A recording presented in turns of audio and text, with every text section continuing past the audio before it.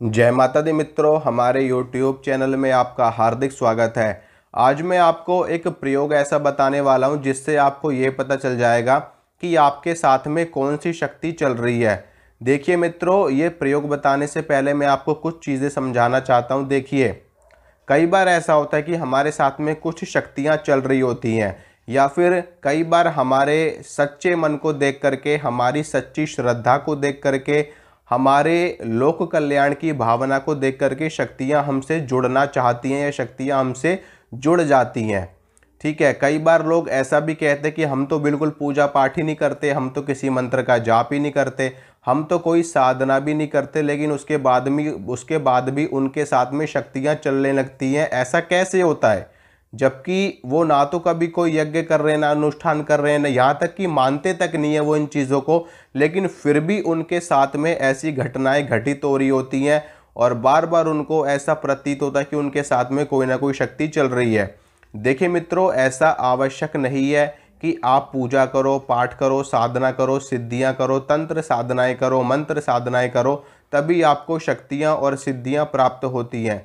कई बार आपके मन की भावना इतनी ज़्यादा शुद्ध होती है, इतनी ज़्यादा पवित्र होती है, आपके मन की पवित्रता को देख करके शक्तियां आप पे प्रसन्न हो जाती हैं स्वतः। कई बार लोग लोक कल्याण की भावना को लेकर के इस समाज में चलते हैं, लोगों का भला करते हैं, जीवों का भला करते हैं, और जो भी आसपास घटित हो रहा होता है उसमें अपना योगदान देते हैं, लोगों का सामर्थ्य बढ़ाते हैं, उनकी मदद करते हैं। तो इन सभी चीज़ों को देख करके शक्तियाँ और देव शक्तियाँ, जो हमारी ब्रह्मांड की शक्तियाँ हैं, वो हम पर प्रसन्न हो जाती हैं और हम पर अपने आप ही कृपा करने लगती हैं।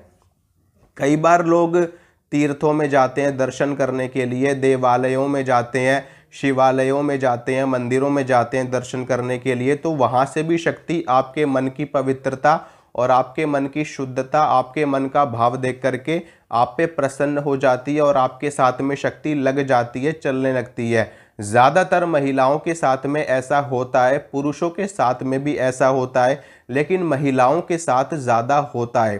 क्योंकि देखिए, महिलाएं भावनाओं के मामले में बहुत ही ज़्यादा प्रभावशाली मानी गई है। बहुत ही ज़्यादा उनकी भावनाएं जो होती हैं, बहुत ही ज़्यादा मतलब कि निकलने वाली होती हैं। ठीक है, तो इन चीज़ों को देख करके शक्तियाँ हमारे साथ में जुड़ने लगती हैं।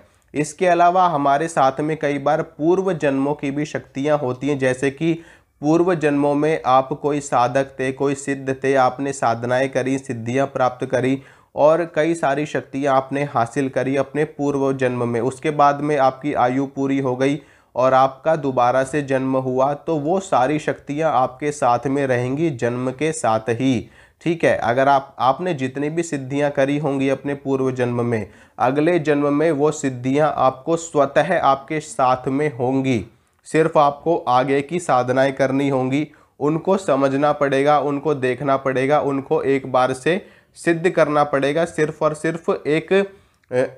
सिर्फ इसलिए सिद्ध करना पड़ेगा क्योंकि वो आपके साथ में पहले से चल रही हैं, बस खाली उनको एक पूर्ण स्वरूप आपको देना है साधना करके। ठीक है, इसके साथ में गुरु के द्वारा दी हुई शक्तियाँ भी होती हैं, गुरु के द्वारा दी गई सिद्धियाँ भी होती हैं। इसके साथ में हमारे दादा परदादाओं ने भी अगर कोई सिद्धियाँ करी हैं, कोई शक्ति चलाई है, कोई गद्दी चलाई है, तो वो सारी शक्तियाँ भी हमारे साथ में कनेक्टेड होती हैं, क्योंकि जो दादा परदादा होते हैं, हम सभी उन्हीं के वंशज होते हैं और हमारा डीएनए सेम होता है, तो ये शक्तियाँ डीएनए के साथ भी चलती हैं। तो जितने आपके पुत्र पौत्र इत्यादि होंगे, सभी के साथ में वो शक्ति कनेक्टेड रहती है, और जितनी संतानें इस धरा पे आपकी जन्म लेंगी, उन सभी के साथ में वो शक्तियाँ चलने लगती हैं। तो ये सारी चीज़ें होती हैं जिसकी वजह से शक्तियाँ हमारे साथ में जुड़ी रहती हैं। ठीक है, चाहे वो पूर्व जन्मों की साधना कह लो, चाहे आप दादा परदादा के समय से कह लो, या हमारी खुद की साधना कह लो, या हमारे मन के भाव को देख करके कोई शक्ति हमारे साथ में लग गई हो। कई बार चौराहे से भी शक्तियाँ लग जाती हैं, कई बार किसी के घर जाने से भी शक्तियाँ लग जाती हैं, कई बार मंदिर जाने से भी शक्तियाँ लग जाती हैं, कई बार तीर्थों में जाने से भी शक्तियाँ लग जाती हैं, कई बार देवालयों में, शिवालयों में जा रहे हो, आप कहीं किसी की सेवा में जा रहे हो, तो वहाँ पर कोई शक्ति स्थापित है, वहाँ पर उस शक्ति का कोई स्वरूप विद्यमान है, और वो आपकी सेवा देख करके, आपका भाव देख करके प्रसन्न हो गया और आपके ऊपर उन्होंने कृपा कर दी। आप कई बार पीपल के वृक्ष में जल चढ़ाने के लिए जाते हो, बरगद के वृक्ष में जल चढ़ाने के लिए जाते हो, केले के वृक्ष में जल चढ़ाने के लिए जाते हो। आपको एक चीज़ बता देना चाहता हूँ कि पीपल के वृक्ष में और इन सभी वृक्षों में भी शक्तियों का वास होता है, यक्षिणियों का वास होता है, योगिनियों का वास होता है, भूत प्रेतों का भी कहीं कहीं पे वास होता है और कहीं कहीं पे सिद्ध शक्तियों का भी वास होता है। तो जब हम उस वृक्ष की पूजा करने लगते हैं और वहाँ पर नियमित रूप से जल इत्यादि अर्पित करने लगते हैं तो वो शक्तियाँ प्रसन्न हो करके हमारे शरीर में प्रवेश कर जाती हैं और हमारे साथ में चलने लगती हैं। तो ये सारी चीज़ें, प्रक्रियाएं होती हैं, इस प्रकार से शक्तियाँ हमसे जुड़ जाती हैं। तो अगर आपके साथ में भी इन सभी चीज़ों में से कोई ना कोई चीज़ घटित हुई है और आप जानना चाहते हो पूरी तरीके से कि वो शक्ति है कौन सी, तो उसके लिए मैं जो आपको प्रयोग बता रहा हूँ, ये प्रयोग आप करना, इससे आपको पता चल जाएगा। इसके अलावा और भी कई सारे माध्यम हैं जिनसे आपको शक्तियों के बारे में जानकारी हासिल हो जाएगी। जैसे कि किसी योग्य और किसी सिद्ध भगत से आप इसकी जानकारी ले सकते हो और अपने गुरु से इसके बारे में जानकारी ले सकते हो, या फिर आप स्वयं साधना करके, स्वयं सिद्धि प्राप्त करके इसके बारे में जानकारी हासिल कर सकते हो। तो जो प्रयोग है वो मैं आपको बताता हूँ, आप इस प्रयोग को करोगे तो आपको मालूम पड़ जाएगा। आपको करना क्या है कि जिस जिस शक्ति के बारे में आपको जानकारी हासिल करनी है कि हमारे साथ में शायद हो सकता है कि ये शक्ति होगी, शायद हमारे साथ में भगवान शंकर की शक्ति हो, शायद हमारे साथ में हनुमान जी की शक्ति हो, शायद हमारे साथ में देवी की शक्ति हो, या माता शीतला की शक्ति हो, या माता काली की हो, या माँ दुर्गा की हो। तो जिस जिस शक्ति के ऊपर आपको डाउट है कि ये शक्ति हमारे साथ में हो सकती है, उतने आपको पान के पत्ते ले लेने हैं। ठीक है, यानी कि आपको अगर आपको 5 शक्तियों पे डाउट है, ठीक है, 5 शक्तियों पे डाउट है तो आपको 5 पान के पत्ते लेने हैं और उन 5 पान के पत्तों के ऊपर आपको थोड़े से चावल रखने हैं। कौन से चावल? साबुत चावल, जो टूटे हुए ना हो, खंडित चावल ना हो, साबुत चावल जो आते हैं वो आपको रखने हैं थोड़े थोड़े पान के पत्तों के ऊपर। पान का पत्ता आपको कौन सा लेना है? डंडी वाला पान का पत्ता होना चाहिए। जिसकी डंडी ना हो वो पान का पत्ता खंडित माना जाता है। तो डंडी वाला पान का पत्ता आपको लेना है। पान का पत्ता कहीं से टूटा हुआ ना हो, कहीं से कटा फटा ना हो, सड़ा हुआ ना हो, इस चीज़ का भी आपको ध्यान रखना है। ठीक है, तो 5 पान के पत्तों के ऊपर आपको थोड़े थोड़े साबुत चावल डालने हैं और उन चावलों के ऊपर आपको एक एक सुपारी स्थापित करनी है। ठीक है, एक एक सुपारी आपको उन शक्तियों के नाम से स्थापित करनी है या उन शक्तियों का स्वरूप मान करके, मूर्ति मान करके आपको स्थापित करनी है। उसके बाद में आपको सुपारी के ऊपर तिलक लगाना है, रोली लगानी है, चावल छिड़कने हैं उनके ऊपर, जल छिड़कना है आपको उनके ऊपर, पुष्प अर्पित करने हैं उन 5 के ऊपर और कलावा अर्पित करना है। वस्त्र के स्वरूप में आप कलावा अर्पित करोगे और उसके बाद में आपको 2-2 बताशे सभी के ऊपर आपको रख देने हैं। 2-2 बताशे और 2-2 लौंग और 2-2 इलायची 5 के ऊपर आपको रख देना है। ये उनका भोग प्रसाद हो जाएगा। आप बताशों के स्थान पर 2-2 बर्फ़ी के पीस भी रख सकते हो, 2-2 पेड़े के पीस भी रख सकते हो, यानी कि मिठाई के पीस भी आप रख सकते हो अगर आपका सामर्थ्य है। नहीं तो आप मिश्री के दानों का भी इस्तेमाल कर सकते हो और पंचमेवे का भी इस्तेमाल आप यहाँ पे कर सकते हो बताशे के स्थान पे। लेकिन 2-2 लौंग और 2-2 इलायची आपको सभी पे रखना ही रखना है। ठीक है, और बताशे भी आप रख सकते हो। और सभी का पूजन करने के बाद में, सभी को भोग प्रसाद अर्पित करने के बाद में आपको सभी को धूप दिखाना है, सभी को दीपक दिखाना है, यानी कि देसी घी का आपको दीपक जलाना है एक और धूप बत्ती जला करके सभी को दिखानी है। उसके बाद में आपको क्या करना है? उसके बाद में आपको सभी के ऊपर 11-11 रुपये आप रख सकते हो। अगर 11-11 रुपये आप नहीं रखना चाहते तो आप 1-1 रुपये भी सबके ऊपर रख सकते हो। 1-1 रुपये, 5-5 रुपये, 2-2 रुपये भी आप रख सकते हो, जैसा आपका सामर्थ्य हो। ठीक है, उसके बाद में आपको क्या करना है कि आपको अपने हाथ में थोड़े से पुष्प लेने हैं, थोड़े से साबुत चावल आपको अपने हाथ में लेने हैं और थोड़ा सा आपको अपने हाथ में जल डालना है और अपने हाथ में आपको 1 रुपये, 2 रुपये या 11 रुपये, जो जैसा आपका सामर्थ्य है वो आपको अपने हाथ में रखना है। हाथ में लेने के बाद में आपको संकल्प करना है। संकल्प में आपको क्या बोलना है?